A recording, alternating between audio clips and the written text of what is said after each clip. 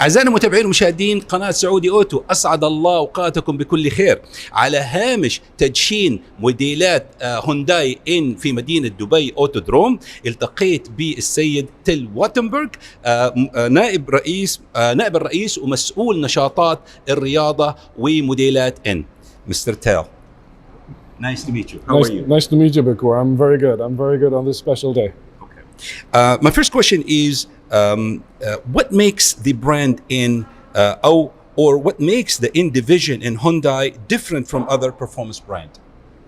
I believe N is very special. The brand lives from the people. The team is very passionate. The team is very dedicated to high performance. And N has a certain spirit which is different from other performance brands because it wants to cater to the world. It doesn't go with big media money and flashes people.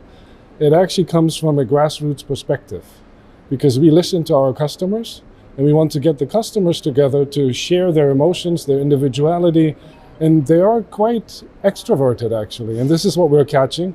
And this is, I think, which we are fostering together. Okay. Now we see a lot of the popular brands are moving into the performance end of it as products. Where do you see the N models in Hyundai to be converted into the N model line? Well, high performance models is somehow a branding tool as well. You can test your technologies, you can think about features, you can actually develop and verify what you put in the base model as well. So this is why we do the N brand. It starts with motorsports, goes to our rolling lab where the engineers take it as a playground and actually test their creativity. And then at the end it ends up in N models. And of course, you can find one of the other technologies also in our base models.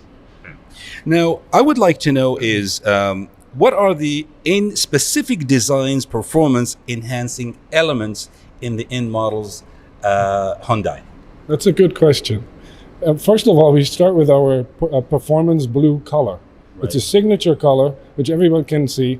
And if you have been to the Nürburgring and you have like a parade lap with 100 N cars and they're all in performance blue, it just blows you away.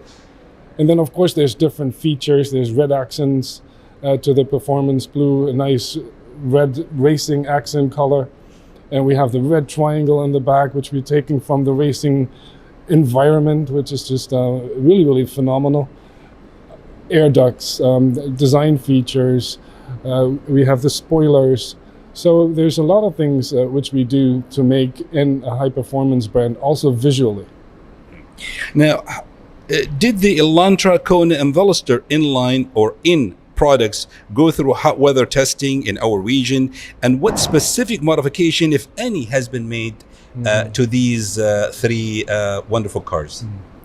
We're going through profound testing for N.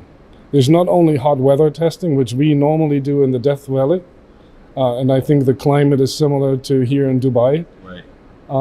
But we do what we call an accelerated durability test, right, where we go 420 to 480 laps through the Nürburgring, right, and it simulates over 100,000 kilometers of testing. So this is, I think, I don't have to say much more. These cars are durable. Okay. Now, also, I would like to know, in terms of being the head of motorsports division as well as HMC's, what parts of the motorsports cars have been used in the production, the N models? Can you, just tell me specifically where we see that the gain of the motorsports, let's say parts or technology, etc., that moved into the product cars? Of course, it's always a very valid question. We are doing motorsports in WRC, but also in customer racing, TCR, and we're always going into the 24 hours race with our TCR cars. Last year we had the i20N during the 24 hours race. Next year we will have the i30N DCT with an 8-speed double clutch transmission, which is also very durable. So you can see motorsports is for us not only rally, but it's also durability test at its best because people are watching it. Right. So we have to prevail.